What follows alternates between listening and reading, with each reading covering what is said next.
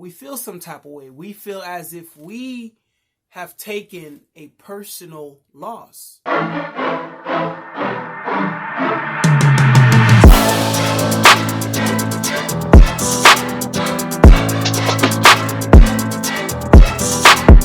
What's good? What's good? Welcome back to another episode. I don't know why I do that, but it feels good, so that's what you about to get. You feel me? Man, it's good to be here with you all. If you're listening via Spotify or Apple iTunes or wherever you listen to your podcast, man, thank you. Thank you for being a part. Thank you for listening. And as always, share this. I need you to share this. Also, I was looking through my podcast. I Googled it. And I was looking to see where your boy ranked. Not really the rank, but like what they rate your boy. You feel me? And 4.4 stars. You feel me? 4.4 stars. So, thank you. I really appreciate it. So, if you could, go and leave a rating, that'll be good too. I'd appreciate that. So 4.4 stars out of 5, man. I think that's good. And, and so that's great, man. From me and the Rugged Haitian family to you, thank you. Blessings. Man, it's great to be here this week. The Super Bowl, man. The Super Bowl. Man. So, I was rooting for Philly. The only reason I was rooting for Philly was because gotta clear my throat. The only reason I was rooting for Philly is because I'm in Pennsylvania. But my team is not in Pennsylvania. My team is in LA. I'm a LA Rams fan since they were in St. Louis and left and went to LA. So I've been a LA fan since I want to say 99-2000 season. So, man, I was hoping that these cats brought it through. I was like, man, this will be a perfect ending to Jalen Hurts' freshman year, breakout year, and whatnot. I say break. I know he started near the end of last year, but this year was his year. You feel me? And so I wanted my mans to win.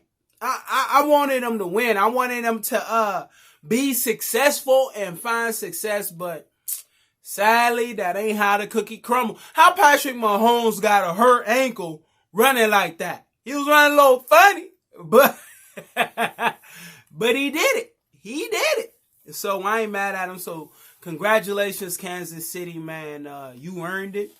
Regardless of how I feel. I mean, it wasn't my team out there. But I don't know if y'all like this. I don't know. Maybe it's just me. But I will beg to differ that it's not. And this is what I'm saying. You ever watch any team play? Like, literally any team play. Any sport play. You watch, again, you don't own part of the franchise. You're not a player. You don't even hold them as your favorite team. You're just rooting for one. Follow me here.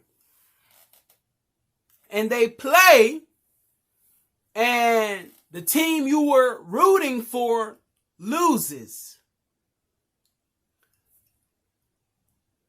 Do you or don't you feel some type of way?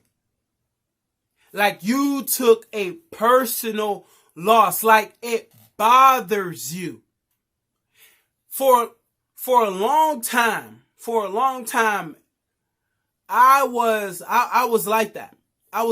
Regardless of what the team was, regardless of who was playing, because the team that I rooted for lost, I felt some type of way, and for a long time, I didn't know what that was or what that is. And what it is rather we intentionally do it, and most of the time it's intentional, or unintentionally, we get invested, and when it does not go our way, we feel some type of way. We feel as if we have taken a personal loss.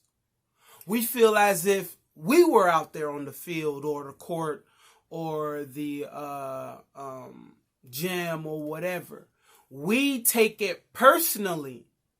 And that's because whenever, like, your body, your mind, like, the mind is a powerful organ. It's a powerful thing, because whether you are invested fully, intentionally, or you are invested just a little, you feel me? You don't really have no stock in it, but you're invested. Your mind takes that and says, oh, we're all in. The smallest amount of investment affects your whole body, where it affects your mood, it affects your joy, which is part of your mood, it affects your feelings, and it affects your actions. The smallest part of investment changes your day and changes your life. So, I ask you, what are you investing in? Because either we're doing it intentionally or unintentionally, or we are invested, like we own stock in the team. We have the player's jersey. We're on the team. Or we're just watching a game and we figured we'd root for someone. We'd root for someone to win. And when they don't, you feel that loss. Now, if you're on the field, of course, it's greater. If you have stock in the team or the event, it's greater. If you own a jersey of your favorite player and that team loses, it hurts. It hurts in a way that you feel like you were a part of it. All you did was sit down and just say, these two teams are playing. I'll root for them. And then they lose. And then you're like, that done ruined my night. Do you see the power of what small and large investments can do to the body, can do to your emotional state? What are you investing in? Last night, of course, I was rooting for the Eagles. And I wanted the Eagles to win. I did. I wanted them to win. I'm not going to hold you. I wanted them to win. It didn't matter to me. My team is in LA. You feel me? But I'm like, hey, I'm in Pennsylvania. I'm going to root for the Pennsylvania team.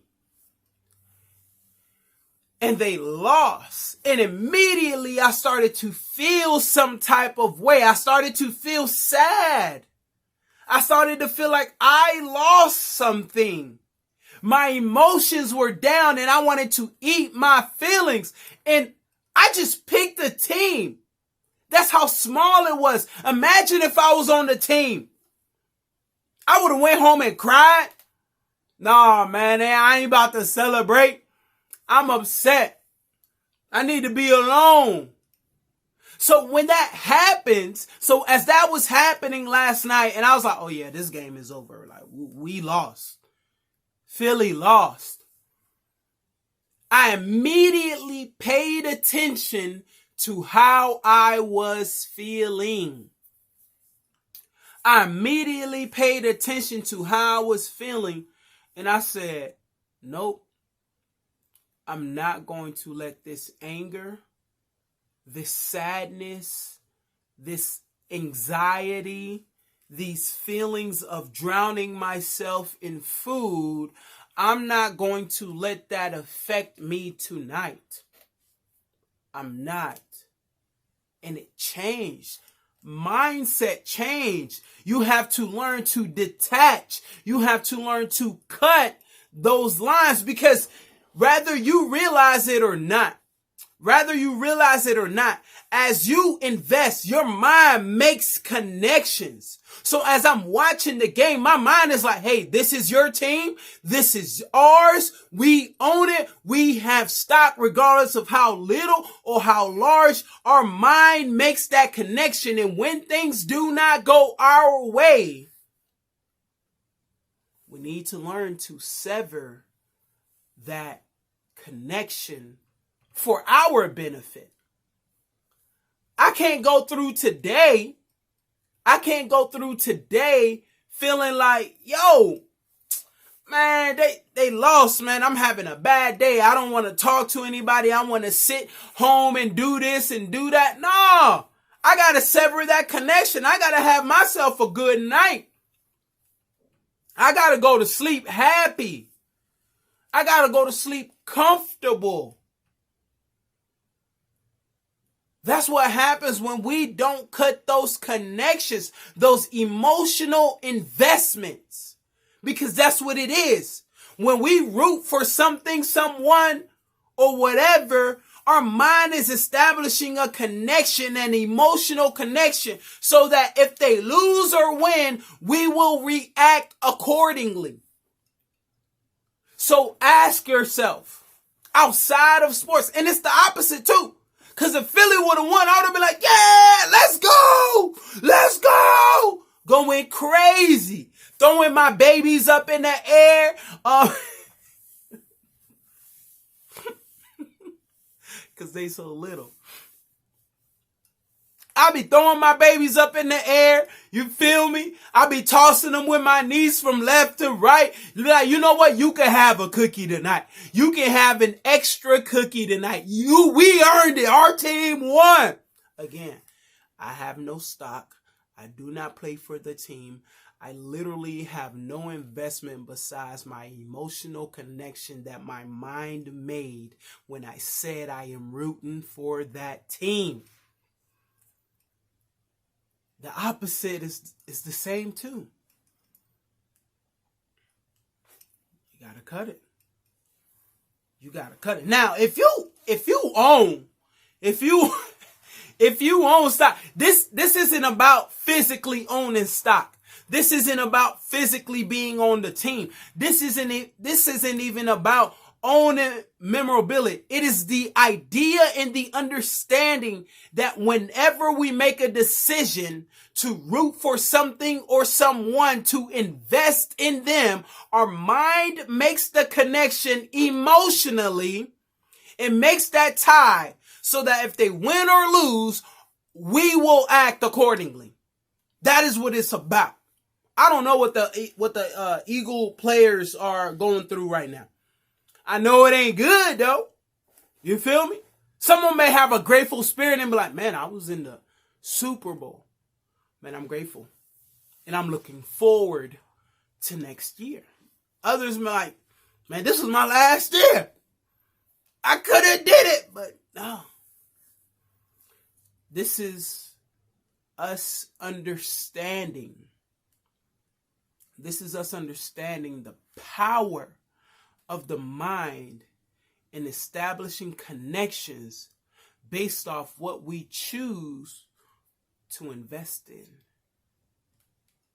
Regardless of what it is, that connection will be made. That connection will be established, and you will behave or react accordingly. That's what will happen. And I think that's amazing that the body works that way. It's amazing the mind makes the body react that way because we can use it to our benefit. Isn't that wild? We can use that to our benefit. When we talk about spiritual and emotional health, transforming your lives by answering 3 questions. Who are you? How are you? Where are you going? When we talk about that and you put the mind in action, whoo, Lord knows what you are capable of. Lord knows. Literally, the Lord knows what you are capable of. He knows. He knows. So now, we know that this is how the mind works when we make small or large investments. How can you use that to your benefit? How can you use that to your benefit?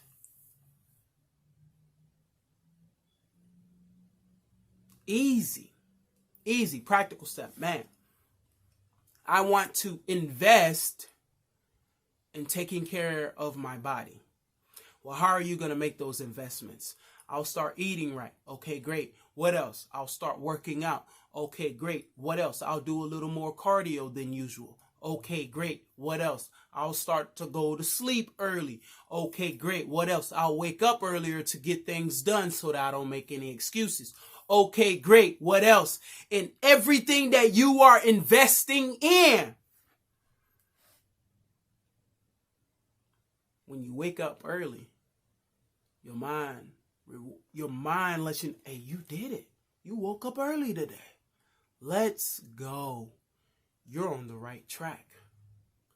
You're eating good today. No burgers, no fried foods. You're doing good today. Good job. Oh, you didn't work out. You feel it. You invested.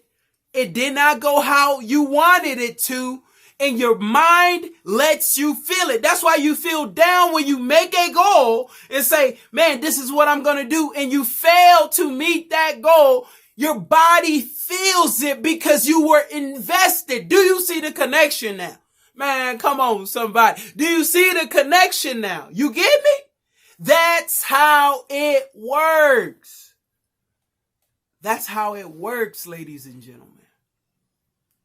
The mind is a powerful thing. This isn't even what I was going to talk about today. You feel me?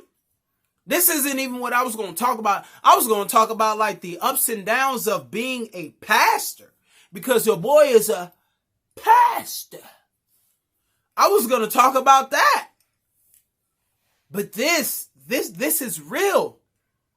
You all who watched that game, regardless if Philly was your team or Kansas City was your team, you invested by choosing and establishing a team you will root for. And either you said that in passing, or you just kept it in your head, or you just said, you know what? I'll just pick a team. It doesn't matter. It does.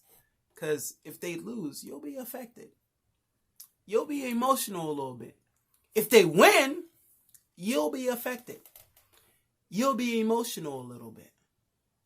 And it's important for us to learn those investments and not let those emotions rule our lives. We got to sever them, especially the bad ones. That's why I don't set goals. I don't. That's why I don't set goals. I set I wills. What's I wills?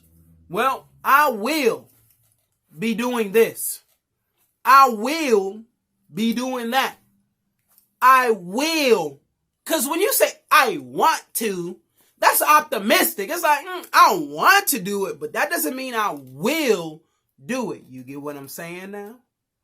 I set I will statements. I do not set goals. Because goals, it's optimistic. It's like, if I reach it, great. If I don't, it's all right. No. I will statements over here. I will do this by the end of the month. I will do that by the end of the month. I will do this by the end of the day. I will not do this by the end of the day. I will. I don't give myself the opportunity to second guess myself, to talk my way out of it. Well, Working Juanique, what do you do when you don't reach your I will? I tried. You feel me? You feel me? I tried to do this. I tried it. But it only became I tried because at first it was an I will. You get me? That's what it is. It only became an I tried. If I try a whole bunch of things, and let's say I fail at it because I tried at it, I do not come out zero. I try to read 52 books in a year. I was like, I will read 52 books in a year. I read 38. I read 38. Well, Wanik, you said you was going to read 52 books last year. Yes, I did. Well, you failed at that. I tried it. I did not come out at zero. I came out 30 plus books read. The previous year was zero. So for me, it is I will statements. So as you move forward, man, it's I will. Not, these are my goals. I will do this. I will. But thank y'all for tuning in to another episode of The Rugged Haitian. Peace.